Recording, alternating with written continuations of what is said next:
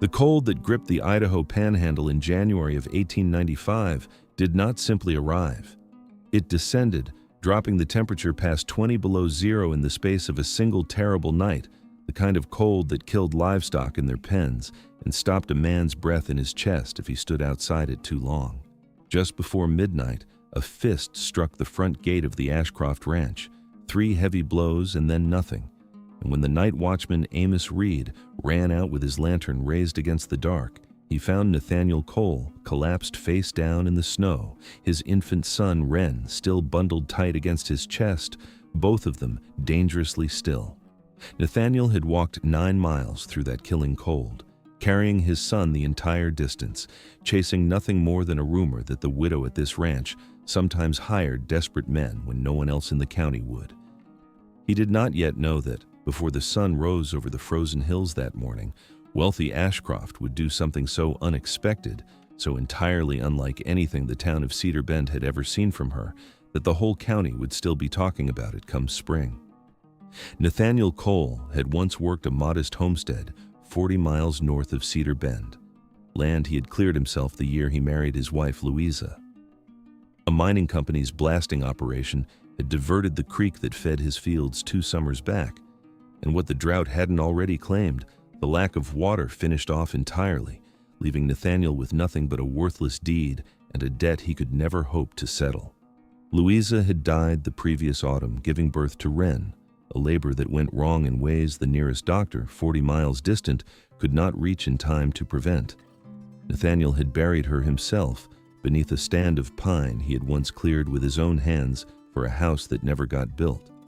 And since then, he had drifted south with his son, taking whatever labor came his way, sleeping in barns when farmers took pity, and beneath open sky when none did. Wealthy Ashcroft owned the largest ranch in the county, land and grazing rights, and, most critically that particular winter, senior water rights to Cedar Creek that supplied nearly every homestead for 20 miles downstream. She was 40 years old, and she had buried her husband Thaddeus 3 years earlier, when his heart gave out suddenly while mending fence in a summer heat that had felled stronger men than him. She had spent those 3 years running the ranch alone with a competence that had earned her grudging respect from every rancher in the county, and genuine warmth from almost none of them, wealth having a way of making a widow seem untouchable even when she was anything but. Amos Reed's shouts brought half the household running into the bitter night air, and Wealthy herself appeared on the porch in her nightclothes, a shawl thrown hastily over her shoulders, her breath fogging thick in the killing cold. "Bring them both inside now," she said, her voice cutting through the panic with a calm, immediate authority that sent the household staff scrambling. Nathaniel was carried into the main hall and laid before the hearth, and Wealthy knelt beside him herself, pressing trembling fingers to his throat, searching for a pulse she was not entirely certain she would find. When it came, weak but steady, she nearly wept with relief for a stranger she had never once laid eyes on before that moment. "His hands," she said sharply to the housekeeper. "Warm water, slowly, not too hot, or will do more damage than the cold already has. And someone get that baby out of his coat before we lose them both to the very cold he carried him through." Wren, when finally freed from his father's frozen grip, let out a thin, furious wail that struck Wealthy as the most wonderful sound she had heard in longer than she cared to admit, proof that at least one of them still had fight enough left to make noise about it. What Wealthy Ashcroft did before sunrise stunned the entire town of Cedar Bend once word finally spread, though in that terrible hour before dawn, she was thinking of nothing beyond the immediate desperate work of keeping 2 strangers alive. She sat beside Nathaniel through the remaining hours of darkness, monitoring his breathing, watching color slowly and agonizingly return to fingers that had gone a frightening shade of white, refusing every suggestion from her own staff that she leave the work to them and return to her bed. She held Wren herself when the infant would not settle for anyone else, walking the length of the main hall with him against her shoulder while the fire crackled low and the wind screamed outside the shuttered windows, humming a tune she had not sung aloud since a nursery down her own hall had gone silent years before this particular winter ever arrived. By the time the first gray light of dawn crept through the eastern windows, Nathaniel's eyes finally fluttered open, disoriented and confused, to find himself warm, alive, and utterly unable to explain where he was or how he had gotten there. "You collapsed at my gate," Wealthy said gently, kneeling beside him as he struggled to sit up. "You very nearly died out there, Mr. Cole, and your son very nearly died with you." Nathaniel's face went pale with a horror deeper than the cold had left in him. "Wren," he said, his voice cracking. He's here," Wealthy said quickly, gesturing to where the baby now slept peacefully in a basket lined with warm blankets near the fire. Fed, warm, and considerably less furious than he was 3 hours ago. Relief broke across Nathaniel's exhausted face, followed almost immediately by a deep, painful shame. "I don't know how to thank you, ma'am," he said. "I don't even know your name. I only heard there might be work here, and I was desperate enough to walk through that cold on nothing more than a rumor." Wealthy studied him. This man who had risked his own life and his son's for nothing more certain than a hopeful whisper passed between desperate travelers. "My name is Wealthy Ashcroft," she said, "and you'll thank me by resting, Mr. Cole, and by understanding that whatever brought you to my gate, you're not leaving it again until both you and that boy are properly recovered." Nathaniel tried to rise despite her words, pride warring visibly against exhaustion and gratitude both. "I can't stay here as charity, ma'am," he said. "I came looking for honest work, not a sick bed and a warm meal I haven't earned." Wealthy's expression firmed, though not unkindly. "You'll earn nothing at all if you're dead, Mr. Cole, and dead men make poor ranch hands," she said. "Rest today. We'll discuss work tomorrow, once I'm satisfied you won't collapse the moment you stand." Still, Nathaniel resisted, the same stubborn refusal that had carried him through months of desperate wandering rising sharp in his chest. "I don't take handouts," he said, weaker now, his body clearly betraying the resolve in his voice. Wealthy knelt beside him again, her voice softening. "I lost a husband 3 years ago to a heart that simply gave out one summer afternoon," she said quietly. "I've run this ranch alone ever since, and I've learned, rather painfully, that pride is a poor substitute for survival. You walked 9 miles through killing cold with your son against your chest, rather than let him freeze alone somewhere behind you. That isn't the resolve of a man looking to take advantage of a stranger's charity. That's the resolve of a father who has already decided he'd rather die than fail his child. I won't let that decision cost you your life over a matter of pride."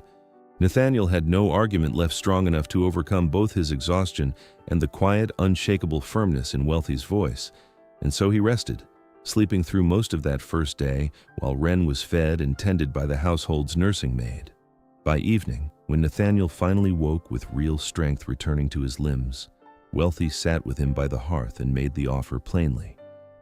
"I need a foreman who understands water management," she said.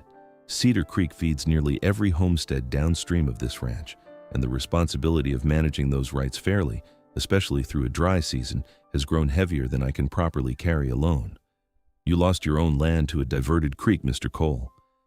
I imagine you understand water rights better than most men in this county, and better still, I imagine you understand exactly what it costs a family when those rights are managed carelessly or unjustly."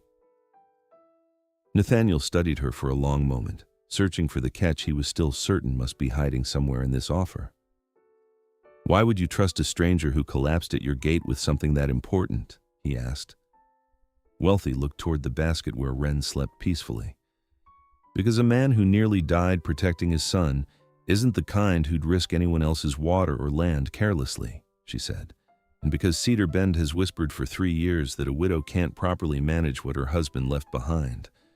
I find I'm rather tired of proving them right through sheer exhaustion alone." Amos Reed, who had found Nathaniel collapsed at the gate that terrible night, watched this exchange from the doorway with the quiet, unsurprised patience of a man who had served the Ashcroft Ranch long enough to recognize when something significant was taking root.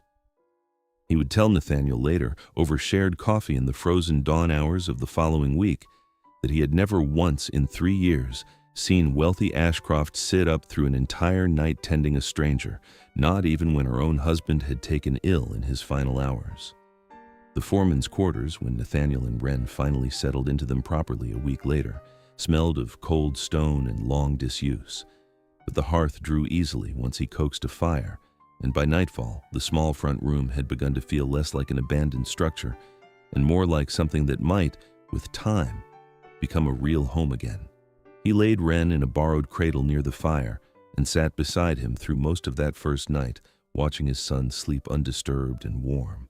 A small, ordinary mercy that struck Nathaniel harder than he expected after months of desperate wandering with nowhere solid to land.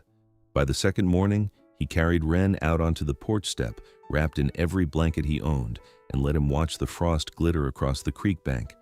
And something in his chest, clenched tight since Louisa's death, allowed itself to loosen just slightly for the first time in nearly a year. The quarters sat at the edge of the main property, small but solidly built, with a loft that would serve well enough as a proper nursery once fully outfitted. Nathaniel threw himself into the water management work with the same careful discipline that had once served his own failed homestead, walking the length of Cedar Creek daily, adjusting diversion gates fairly between the ranch's own needs and the downstream homesteads that depended on the flow, resolving disputes between neighboring ranchers with a patience and even-handedness that earned him grudging respect within his first month on the job. He never once asked Wealthy for anything beyond his agreed wages, and when she left a basket of preserves and warm bread at his door one evening, he returned half of it the following morning with a brief note explaining that Wren had plenty already. Wealthy found herself drawn to the foreman's quarters most evenings, first under the excuse of reviewing the water allocation logs herself, though the truth ran deeper with every visit that passed.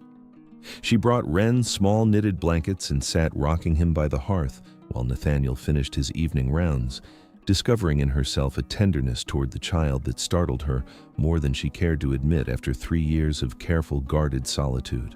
One evening, she found a small carved wooden fish resting on the porch rail, no note attached, the wood still faintly warm from the whittling knife, and she knew, without needing to ask, exactly whose hands had made it, keeping it in her coat pocket for 3 days before she found the words to thank him properly. Some evenings held nothing more dramatic than the two of them reviewing the water logs together at the kitchen table, Wren asleep between them in his basket, Wealthy's pencil marking corrections, while Nathaniel read the week's allocations aloud. And it was in those quiet, unremarkable hours, more than in any single dramatic moment, that Wealthy found herself falling toward something she had not let herself want in 3 long years. Not every week passed smoothly. In early February, a dispute erupted between 2 downstream ranchers over diversion timing, tempers flaring hot enough that Nathaniel found himself standing between 2 armed, furious men at the creek bank, talking them both down through sheer steady calm until cooler heads finally prevailed. Wealthy arrived moments too late to help, her heart in her throat the entire ride out, and found him afterward, hands still slightly unsteady with the aftermath of adrenaline. "You could have been shot," she said, her voice tight. "I've talked down worse odds for less reason than keeping this county's water fair for everyone downstream," Nathaniel said, and Wealthy found she had no argument left to offer against the growing shape of what she felt for him. Word of the arrangement spread through Cedar Bend exactly as Nathaniel had feared it might. Women at the mercantile whispered that the widow Ashcroft had taken in some frozen drifter she'd found collapsed at her own gate, that grief and loneliness had clearly gotten the better of her judgment, that a man with nothing to his name would surely take advantage of her generosity before spring arrived. Amos Reed finally spoke plainly in Nathaniel's defense one evening over coffee shared in the foreman's small kitchen. "I've worked this ranch since before Thaddeus Ashcroft died," Amos said. "I never once saw Wealthy sit up through a whole night tending anyone, not even her own husband in his final hours. Whatever brought her out to that gate the night you collapsed, Cole, it wasn't foolishness. That woman doesn't do anything without knowing exactly why she's doing it."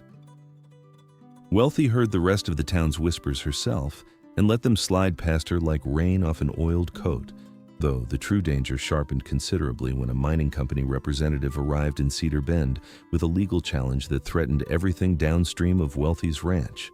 The representative's name was Elias Crane, an agent for the very mining company whose blasting operation had diverted the creek that once fed Nathaniel's own failed homestead years earlier. and he arrived at Wealthy's ranch on a gray February afternoon with a lawyer and a claim that struck directly at the water rights she had spent 3 years carefully protecting. "My company has identified an irregularity in the original territorial filing, establishing your senior water rights to Cedar Creek," the lawyer explained, laying documents across Wealthy's desk with practiced precision. "We intend to contest the claim publicly before the Territorial Land Office at a hearing in the town square in 3 weeks' time. Should the challenge succeed, the company intends to secure diversion rights for expanded mining operations upstream, regardless of the consequences for downstream homesteads." Wealthy's hands went cold despite the warmth of her study fire, because she understood exactly what such a diversion would mean, not merely for her own ranch, but for every homestead downstream that Nathaniel now managed water for fairly and carefully each week. "That water feeds 20 families beyond my own ranch," she said. "You'd starve an entire valley for a mining company's convenience." Elias Crane's expression remained politely unmoved.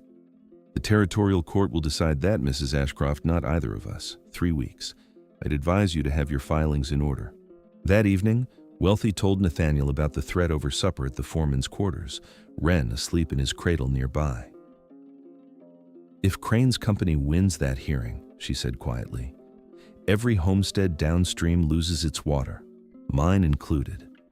Everything Thaddeus and I built, everything you've managed so carefully these past weeks, gone to feed a mining operation that already cost you your own land once before."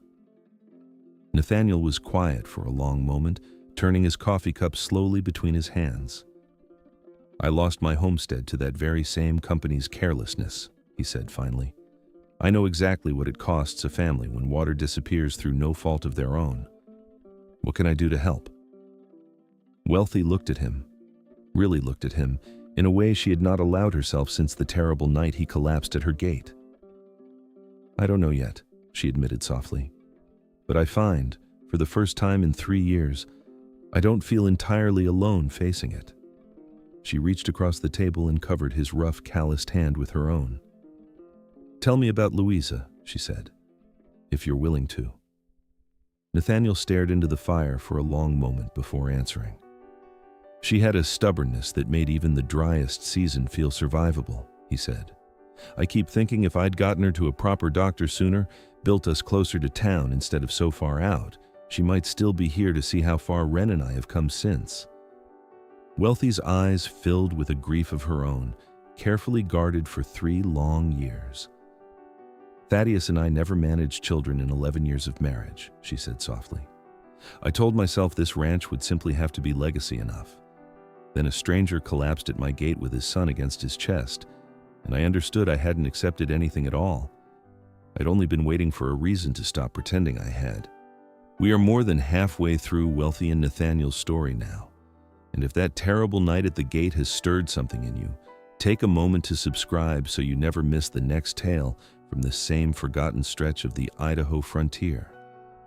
What do you think Wealthy will say when she stands before the Territorial Land Office in 3 weeks' time? Tell us in the comments whether you believe Elias Crane's company will succeed in diverting Cedar Creek. Now, back to Cedar Bend, where the whole valley was already gathering to watch a widow's water rights decided in public. The 3 weeks passed in a blur of gathered filings and sleepless nights, Wealthy and her lawyer combing through territorial records, searching for anything that might settle the matter cleanly before it ever reached a public hearing.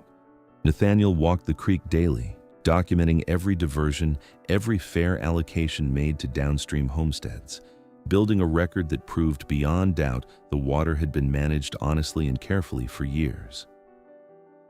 On the hearing's eve, Amos Reed arrived at the main house with something that made Wealthy's breath catch: an original territorial survey document buried for years in the ranch's own records, showing the water rights filing predated the mining company's own claim by nearly a full decade, properly witnessed and recorded at the territorial office in Boise itself.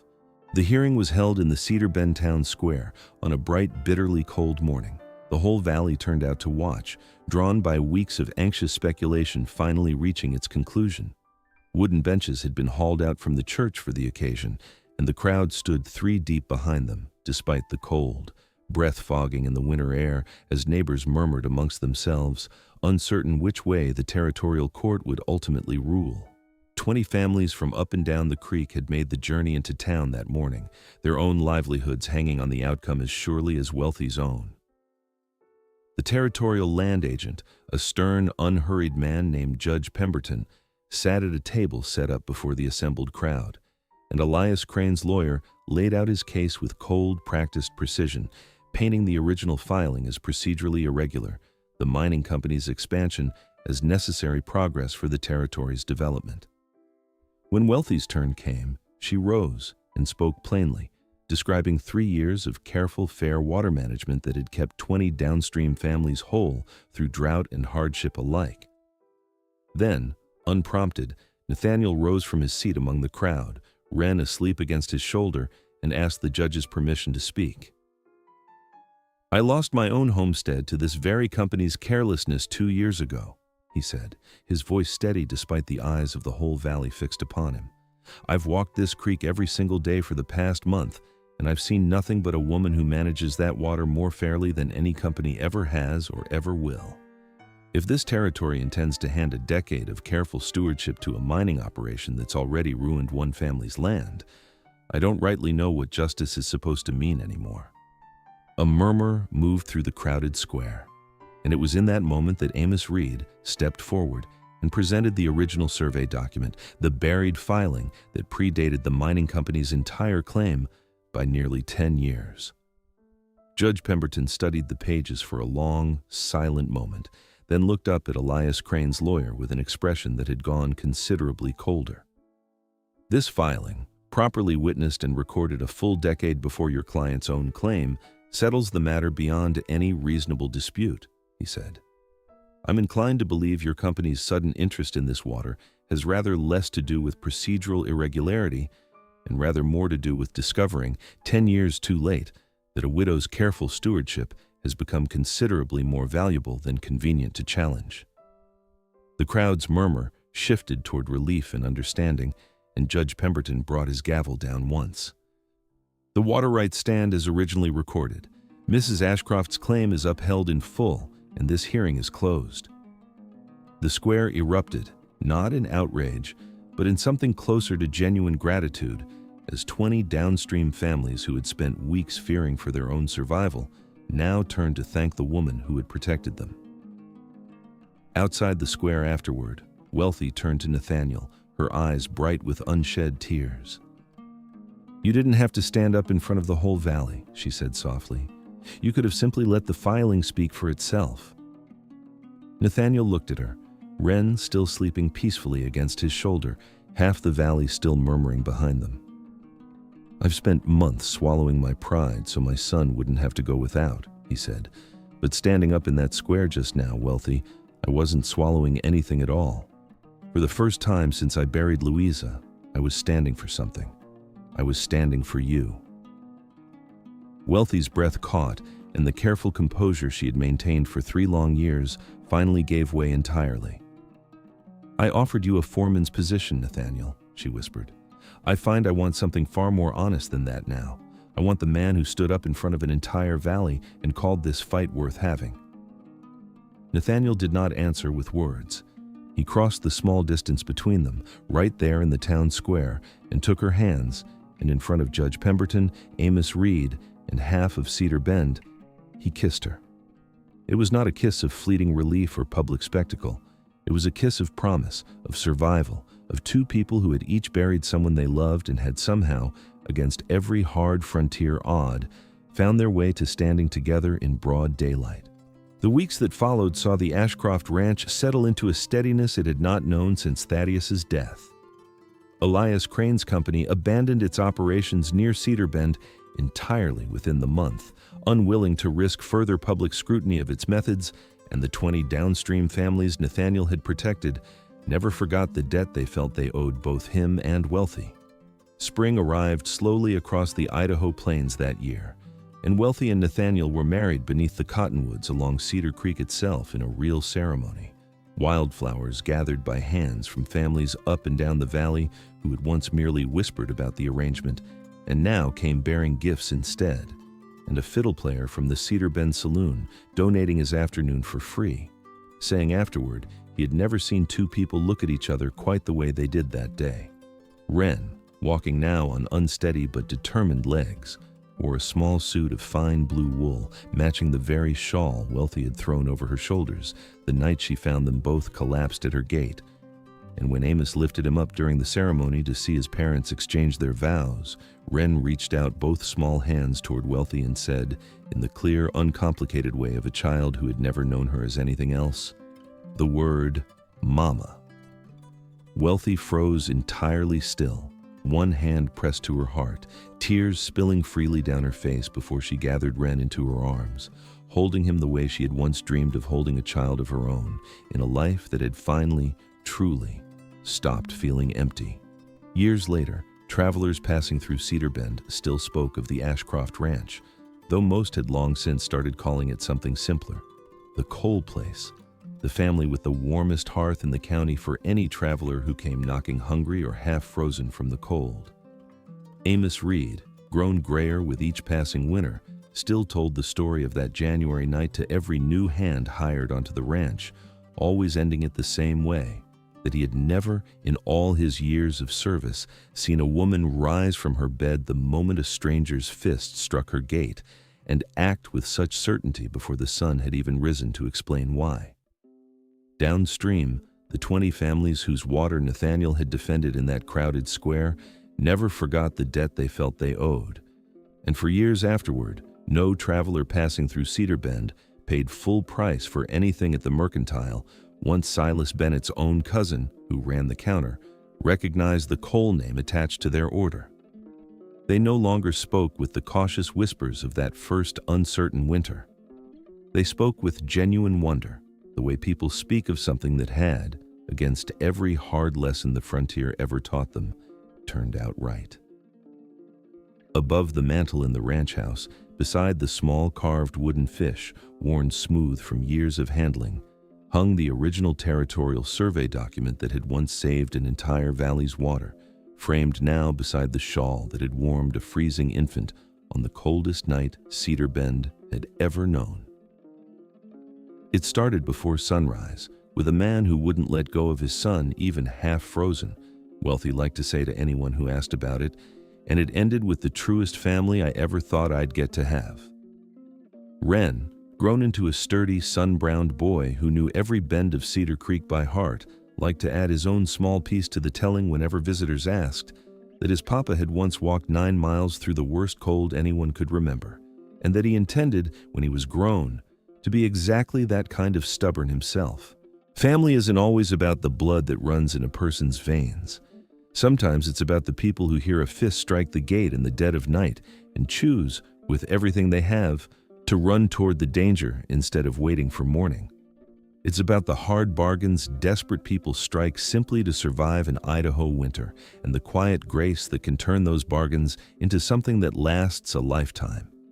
If Nathaniel and Wealthy's story stayed with you, tell us in the comments which moment moved you most: the collapse at the gate, the hearing in the town square, or the little boy who called her mama for the very first time. Please like, subscribe, and share this story with someone who still believes a stranger's kindness before dawn can change an entire life. In our next story, a widowed schoolteacher offers a grieving rancher one impossible winter bargain, and neither of them expects what it will cost to keep it. This is a fictional frontier romance inspired by the real hardships of the American West, and while it touches on grief, poverty, and the brutal cold of the plains, every difficult moment has been told with care and without graphic detail, brought to life here for your entertainment. Until the next trail, keep your fire burning and your heart open to the stranger at your gate. God bless the pioneers, and God bless the hearts that refuse to break.